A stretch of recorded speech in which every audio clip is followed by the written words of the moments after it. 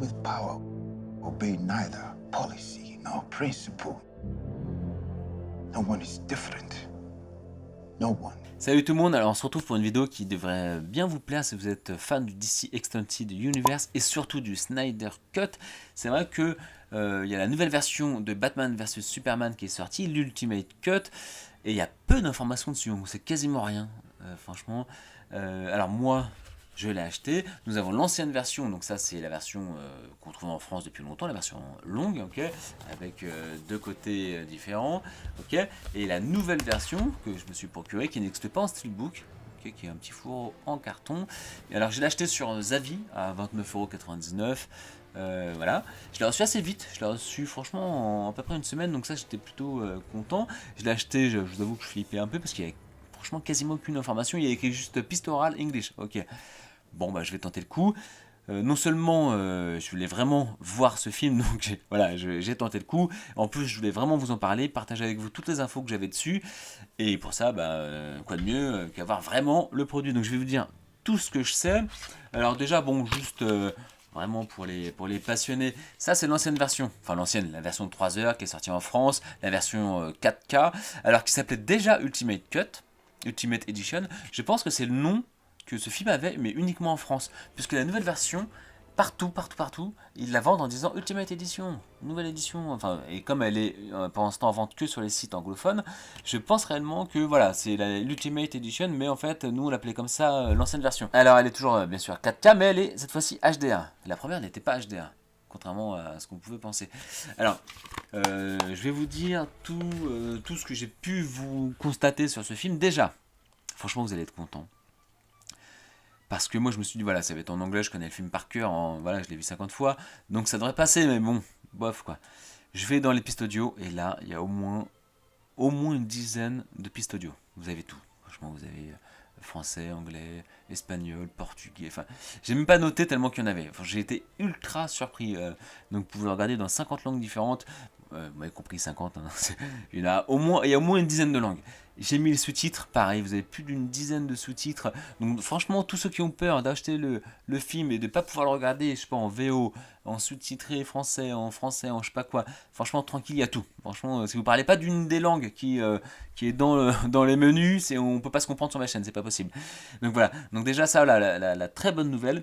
Ensuite, j'ai regardé le film, alors pour rappel, hein, bien sûr, quelles sont les deux différences par rapport à l'ancienne version de 3 heures.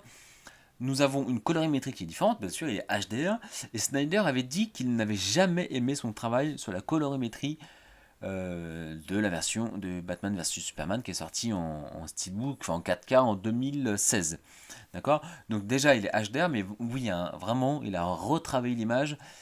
Alors sur les scènes, on va dire un petit peu où il n'y a rien d'extraordinaire, où c'est en plein jour, etc., on voit pas trop la différence honnêtement. Mais les scènes de nuit, ah, franchement, il y a des plans qui sont vraiment magnifiques. Si vous avez aimé la colorimétrie des scènes de nuit dans Justice League, et ben en fait, il y a une vraie continuité parfaite entre les deux films. C'est vraiment un noir profond, avec un vrai contraste jusqu'au blanc. Il n'y a pas de couleur cramée, sauf vraiment quand il y a une grosse explosion.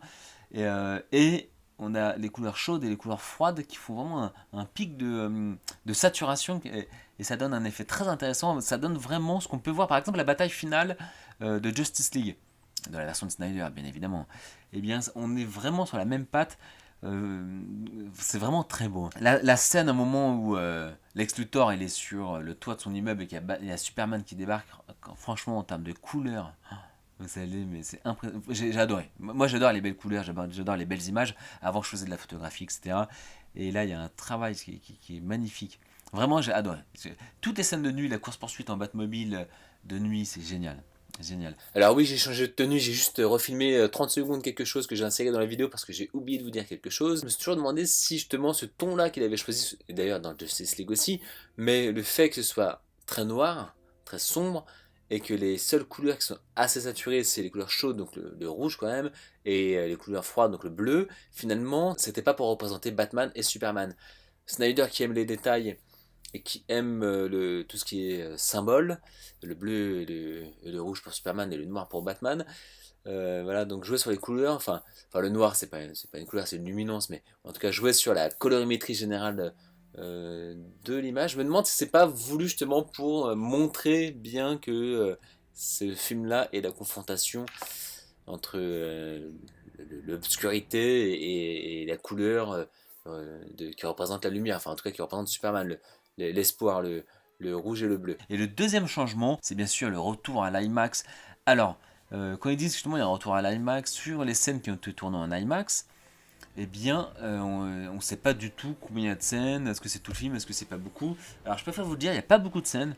Et là où je suis très content, si vous avez vu ma vidéo où je compare le format de l'IMAX et le format plus classique, soit 16 neuvième, soit 2.33 avec les barres scope en haut, en bas, je comparais les deux en disant que, en gros, quand on a l'IMAX, donc le format plus 1.33 par exemple, et bien pour tout ce qui est plan sur les regards, plan où il y a un point qui est focalisé au milieu, pour tout ce qui est vraiment très grand espace, c'est vraiment magnifique. Et je disais pour tout ce qui est plus mouvement, course-poursuite, le 2.33 ou le 16 neuvième sont plus agréables. Et que Nolan, dans le film Dark Knight et Dark Knight Rises, il passait d'un format à l'autre. Et que c'était limite la meilleure solution, que je trouvais le meilleur compromis. Dans Justice League, on n'avait que du 1.33, il me semble, de l'IMAX 1.33. Donc assez carré, bon, des barres scope à gauche à droite. Et bien pour Batman Superman, j'ai vraiment deux choses que j'ai beaucoup aimé. Un, il y a les deux formats en fait. Il n'y a que 4 scènes en réalité qui sont au format IMAX. Alors si vous voulez pas être spoilé sur les 4 scènes avancées de quelques secondes, nous avons l'introduction avec la mort des parents de Superman. Nous avons le Nightmare, qui est entièrement en IMAX. Nous avons le combat Batman Superman. Et par contre on a toute la fin, l'enterrement de Superman. Donc voilà, donc là on arrête le spoil sur les scènes qui sont en IMAX. La deuxième bonne nouvelle pour moi, c'est que j'ai l'impression que le format était plus en 1.43 et pas 1.33. Donc c'est quand même beaucoup moins carré. J'ai l'impression qu'on était dans une sorte de compromis, donc j'ai beaucoup plus apprécié le format. Faudrait que je compare réellement, j'ai pas comparé entre Batman vs Superman et Justice League, mais j'ai l'impression qu'il est moins carré, qu'il est en 1.43 et Justice League en 1.33. Alors franchement, les 4 scènes, on voit qu'elles ont été tournées comme ça en réalité. Maintenant que j'ai vu les scènes justement en IMAX, vraiment oui, on se dit ah bah oui, en fait ça a été vraiment filmé en carré. On comprend la composition des images. Il y a vraiment une lecture d'image qui est beaucoup plus logique que quand c'était coupé. Et sur une scène, alors je vais pas vous raconter, mais il y a une scène où ça ajoute même un élément. Vraiment, il y a une scène clé de Superman. Il fait quelque chose à un moment dans le film, sauf que dans la version d'avant, en 16 neuvième, on voyait pas le résultat de ce qu'il faisait, et là on le voit. C'est un petit détail, mais bon, ceux qui l'ont vu, ils comprendront, je pense.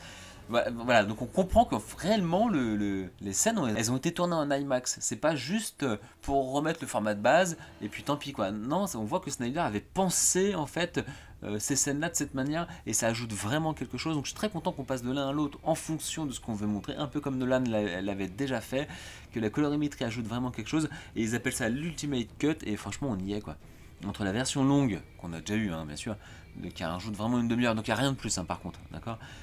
Et maintenant le format et la couleur qui ont été retravaillés, franchement le film, c'était déjà mon film préféré, mais là c'était parfait quoi. C'était un film, enfin voilà, moi je suis très touché par l'œuvre de Snyder, par le Ben Affleck, le Batman de Ben Affleck, par le Superman d'Henry Cavill, la Wonder Woman de Gal Gadot, voilà c'est vraiment mes personnages préférés de très loin, avec leur interprétation. Et là avec le travail de Snyder où il allait vraiment au bout, franchement il est génial. Si vous aimez le Snyderverse, si vous aimez Batman vs Superman, franchement il faut l'acheter. Il est, bon allez on va dire 30€ sur le site Zavi. Pour l'instant je l'ai vu que sur ce site là, c'est pour ça que je dis Zavi, ça se trouve il est autre part, peut-être moins cher même d'ailleurs. Donc vraiment passez pas à côté parce que si franchement vous allez aimer.